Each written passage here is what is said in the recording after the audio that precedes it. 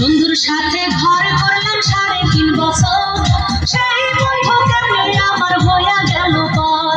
নিজে না খাইয়া আমি কষ্ট করলাম যত, কই মাছ ভাজা বন্ধুরে খাওয়াইলাম তত। সেই বন্ধু কষ্ট দিয়ে আমারে একলা থইয়া,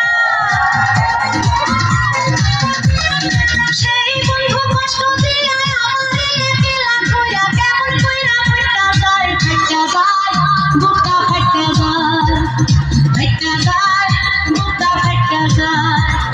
বন্ধু যখন বড় আমার চোখের সামনে দিয়া,